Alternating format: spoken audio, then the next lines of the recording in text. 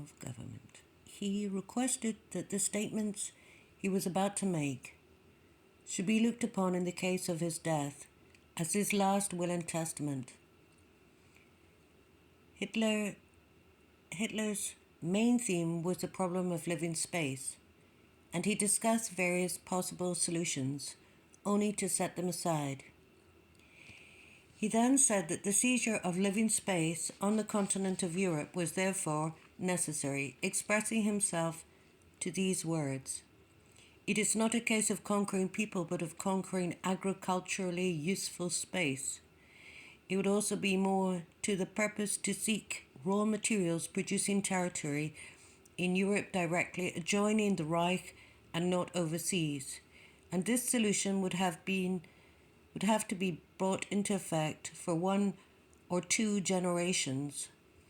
The history of all times, Roman Empire, British Empire, has proved that every space expansion can only be effected by breaking resistance and taking risks.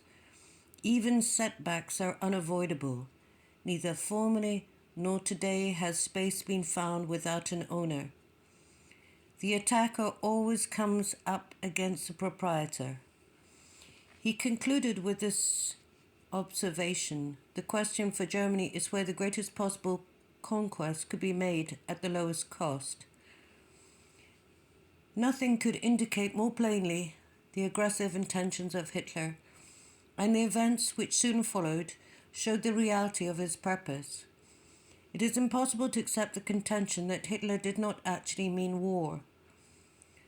For after pointing out that Germany might expect the opposition of England and France and analyzing the strength and weakness of those powers in particular situations, he continued, "The German question can be solved only by way of force, and this is never without risk.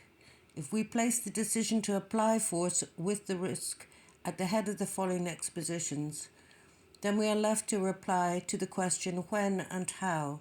In this regard, we have to decide upon 3 cases. The first of these 3 cases set forth a hypothetical international situation in which he would take further action not later than 1943 to 45, saying, if the Führer is still living, then it will be an irrevocable decision to solve the German space problem not later than 1943 to 45.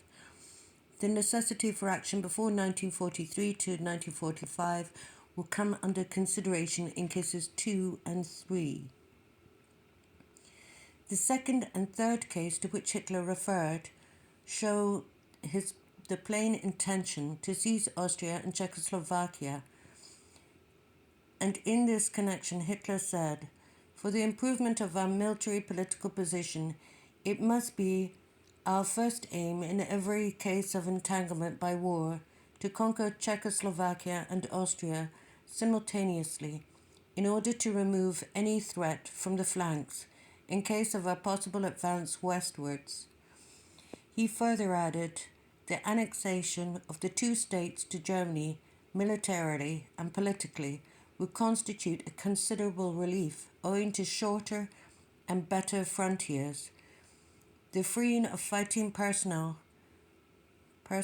for other purposes, and the possibility of reconstituting new armies up to a strength for about 12 divisions.